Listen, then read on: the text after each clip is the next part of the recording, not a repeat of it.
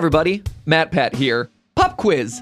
If I told you about a 9,000-year-old shark girl named Gargura, would you think that I'm talking about A, the next Godzilla movie sequel that's trying way too hard, B, one of those indecipherable memes from Reddit, or C, a computer-animated character with 4 million subscribers on YouTube? If you knew the answer was C, well then, you're already familiar with the group of creators who call themselves virtual YouTubers, or VTubers for short. That's what our shark girl is. Today, we're going to be explaining how Gargura and her fellow VTubers are proving that the secret to being authentic online may just involve being radically artificial. Welcome to the first ever episode of Like and Describe, YouTube's official trends podcast. Over the past 12 years, it's been my personal mission to overanalyze all the biggest online trends, from fidget spinners to flossing. And now I'm doing these data deep dives in podcast form. Each episode, you'll join me on a journey to find the little-known stories behind YouTube's biggest trends. I like to describe myself as a silver fox. More like a silver shark.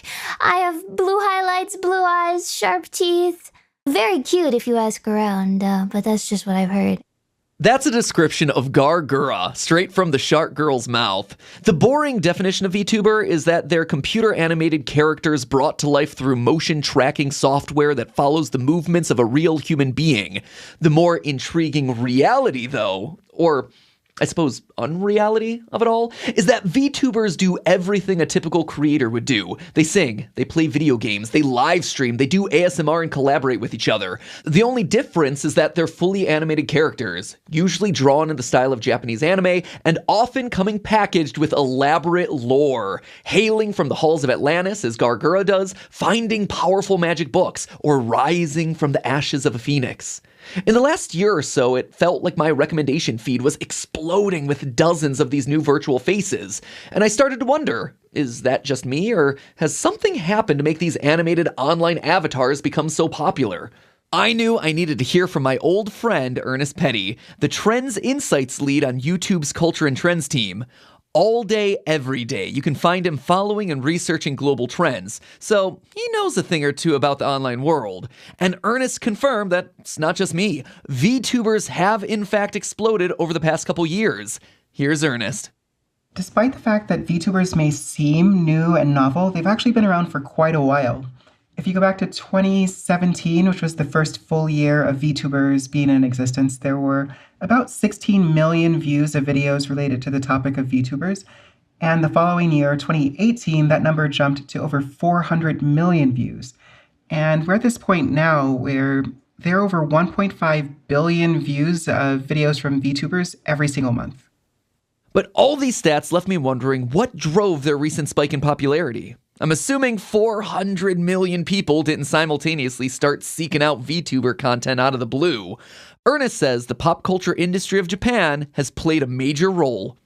Japan has a history of having a very strong corporate pop music machine that generates idols and boy bands and girl groups. And that machinery is really what's behind the VTuber craze.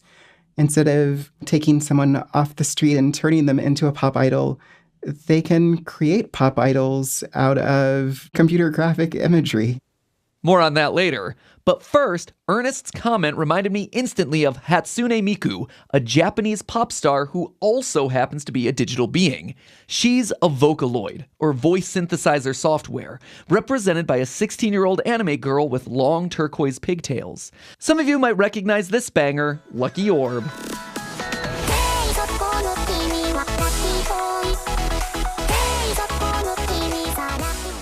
In the music video for this song, Miku is dressed in vibrant primary colors and simple shapes. She's the epitome of street fashion in Japan's Harajuku district. I think her recognizable and relatable style is part of why Miku, an animation, remember, is able to attract audiences of thousands of real people packing real stadiums, all of them waving glow sticks as her 3D hologram projection performs on stage. But here's the kicker. Miku first emerged in 2007. I mean, that was my sophomore year of college and we were busy watching Chocolate Rain on the weekends. That's when the iPhone first launched. So if she's existed this long, why have animated creators been blowing up so much more recently? A big part of the answer lies in the technology that literally gives life to VTubers, something Joe Hunting is pretty familiar with. Joe is a filmmaker and the director of the documentary We Met in Virtual Reality.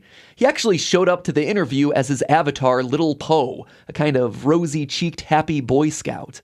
When VR first came in, it was, much more primitive. We had 360 video headsets, which just allowed for stationary movement.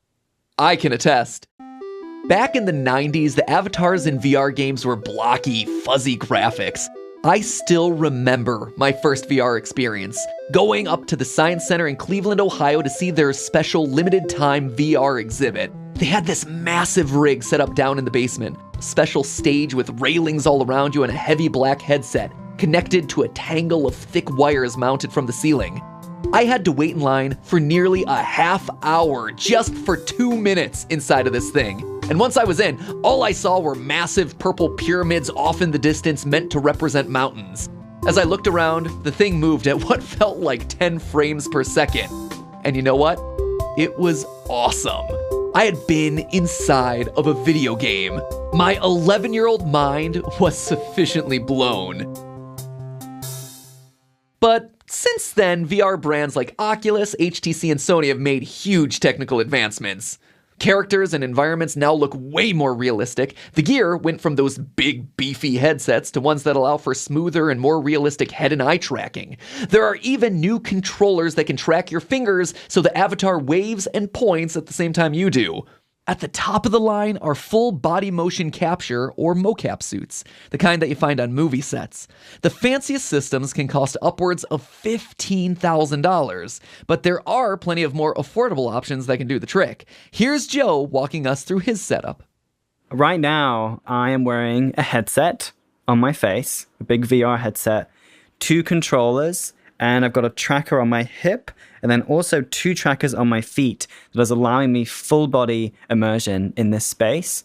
All of this cool tech started becoming way more accessible to the public in the 2010s, setting the stage for the current VTuber revolution. If you're wondering where the term virtual YouTuber originated, well, we know exactly who coined it, and we even know the exact date that it was coined, December 1st, 2016. Fittingly, there's a video record of the event.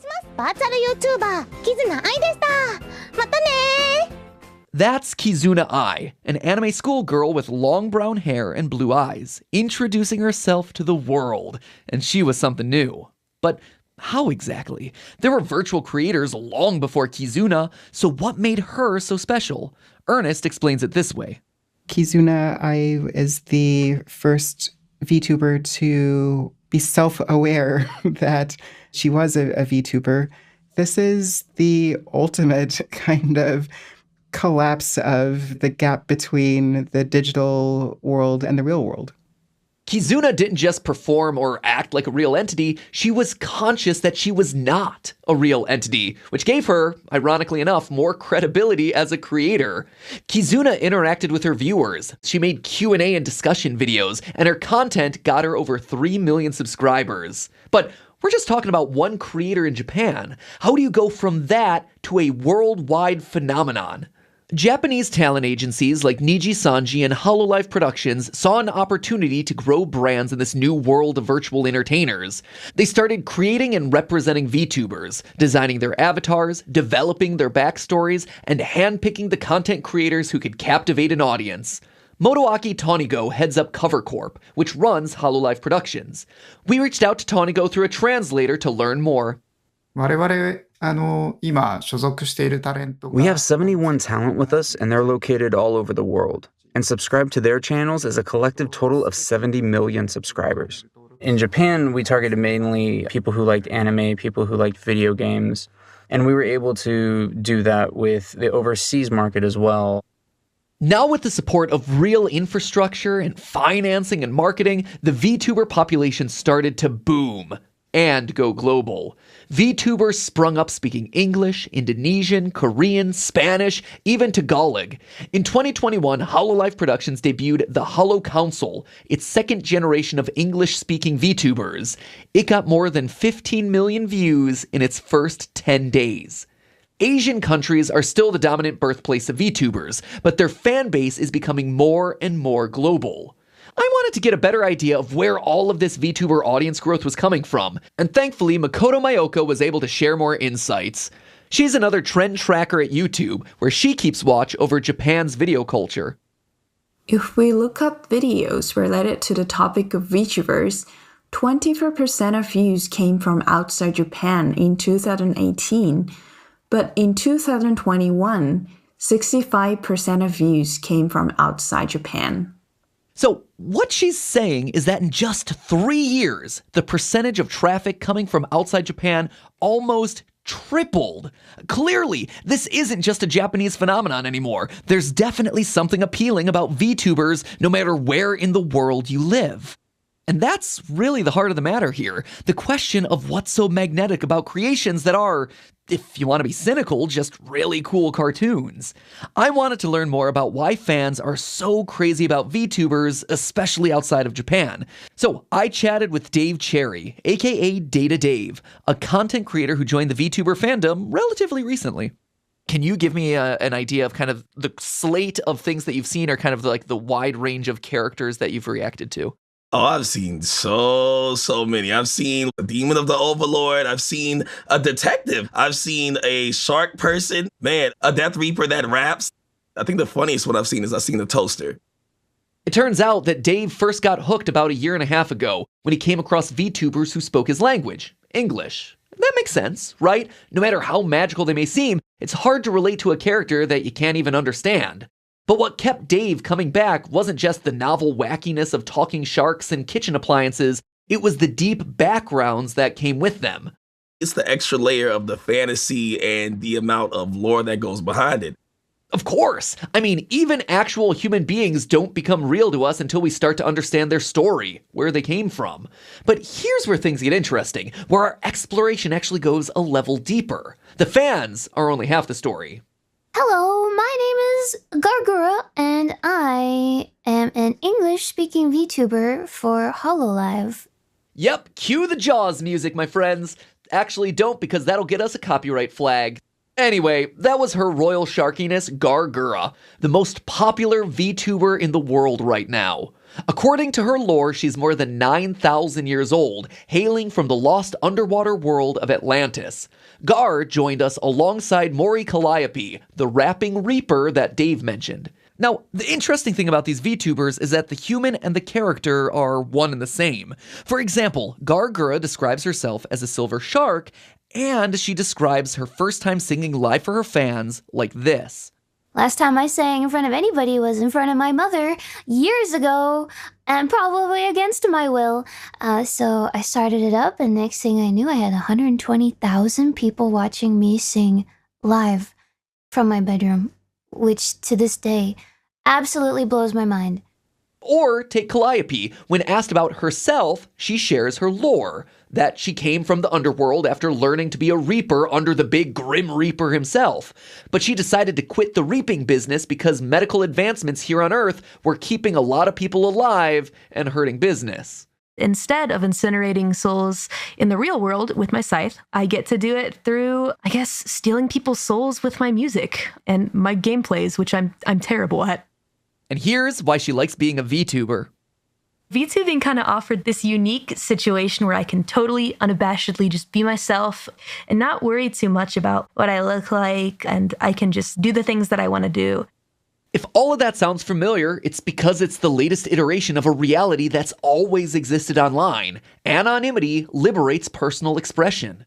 Recently, I did like a live show in the real world, like real human beings came to a live venue. There was, of course, a big screen in front of them, but behind that screen, of course, I was really dancing, 100% as myself, dancing and singing live behind said screen.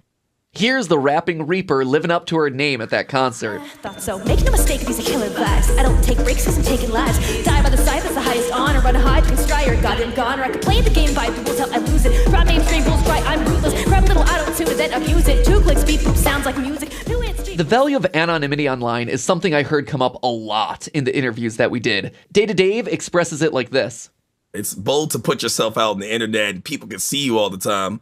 But through an avatar, you're just giving it voice and you're looking how you want to look. It's just that extra comfortability layer so you can feel a bit more safe and protected online, having that layer of safety and security. This quality, of course, is all over the internet, and YouTube specifically. Are you a fan of the popular gamer Dream? Well, before his big face reveal, he was pretty much the most well-known smiley face in cyberspace. Or how about the deep-voiced creator-musician Corpse Husband, whose avatar has sharp teeth and one animal ear? It's hard to think about the success and appeal of any of these creators without also thinking about their decision to remain anonymous. If you think about it, it's a near-perfect symbiotic relationship. The unknown human creator gets to express themselves as they really are, or as they wish to be. The virtual character gets to be hyper-dimensionally awesome, and the fans get to immerse themselves in all the personal details and quirks and lore as deeply as they want, all of it without getting too creepy.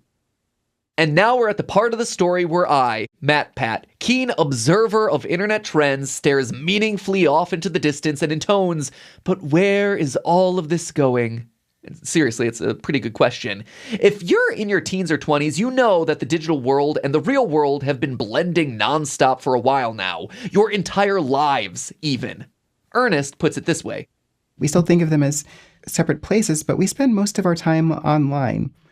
And, we see each other in little boxes more than we see each other in real life. And let me be the billionth person in the world to point out that the COVID pandemic only amplified and accelerated this blending. By now, we've all used a cat filter of some form on a video conference call with a loved one, right? Well, aren't VTubers just taking that idea and elevating it, turning it into a profession? Not convinced? Well, Joe Hunting is here to offer another piece of evidence. So we've already seen pop stars like Katy Perry, Ariana Grande, and Justin Bieber doing big shows in VR and in metaverse scenarios, and they've found a lot of success in that, and people have really responded to it. Celebs are doing it. Musicians are doing it. Heck, even jungle cats who've been hawking cereal for 70 years are doing it. Hey, everybody, it's me, the anthropomorphic tiger, cereal mascot, now VTuber, Tony the Tiger. Will all of this virtualizing change us? Maybe. Probably, but also not necessarily for the worse. Maury Calliope says that being a VTuber has enabled her to grow her music career. Being in Hololive influenced me to get voice lessons and become a singer, and now I'm able to do so much more. I signed to Universal last year, or this year actually, last April, which is nuts. And it's not like VTubers have all the answers either. Turns out, even ancient shark girls and rapping reapers can have anxieties about their next video. You could potentially meet some fantastic friends. You could create a community for yourself, and if you are technologically advanced and you say, I have ideas for this community, please share them. Please share them. We're desperate, please. We need them. Please! Hand them over.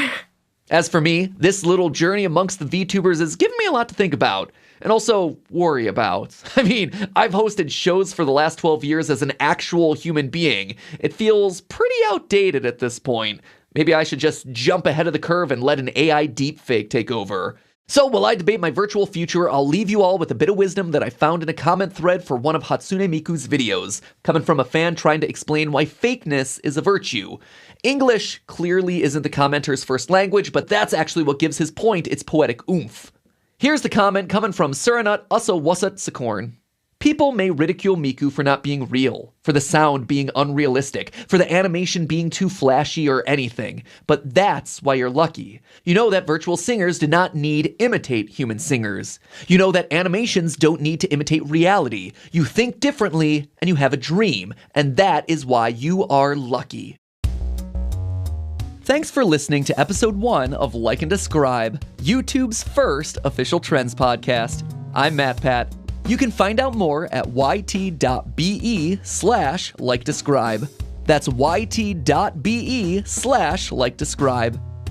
We'll be back with new episodes every month. Next time on the show, we're diving into highlights from 2022 and my personal trend predictions for the new year.